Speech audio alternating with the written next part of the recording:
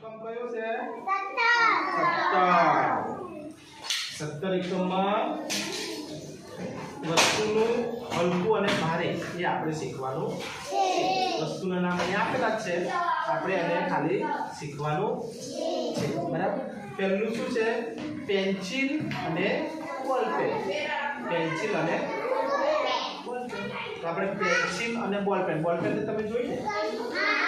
અને પેન્સિલ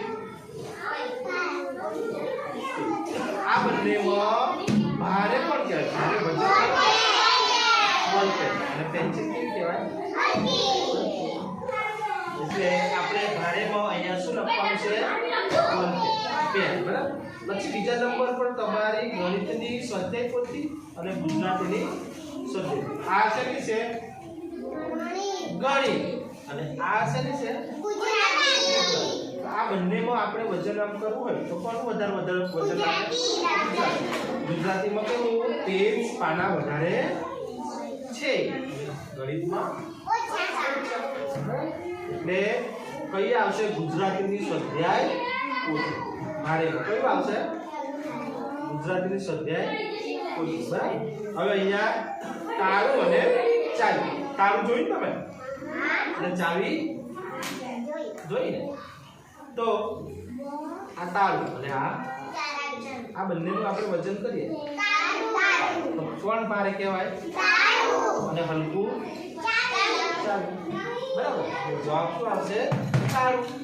હવે અહીંયા પાછું છે ચોક અને ડસ્ટર. ચોક અને ડસ્ટર. તો આ શું કહેવાય? આ બંનેનું આપણે વજન કરવું હોય તો ભારે કયું કહેવાય? જે ભારે હોય તે નમી જાય, હલકું હોય તે ઉપર આવે. એટલે હલકું કયું? ચોક. અને ભારે બરાબર. પછી નીચે છે બેટ અને સ્ટમ્પ. આપણે રમીએ ને બેટ જોઈ તમે? તો બેટ કેવું હોય? મોટું હોય લાકડા. અને સ્ટમ્પ કેવું? એક જ હોય પાતળું. બરાબર.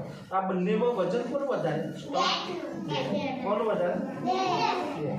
હવે થાળી અને વાટકી. થાળી અને વાટકી જોઈ ને? આ બંનેનું આપણે વજન કરવું હોય તો વજન કોનું વધારે? અને વાટકીનું કેવું વજન? જવાબ આવશે થાળી. બરાબર. મણકો અને લખોટી જોઈ ને? મણકો અને લખોટી જો. આને શું કહેવાય?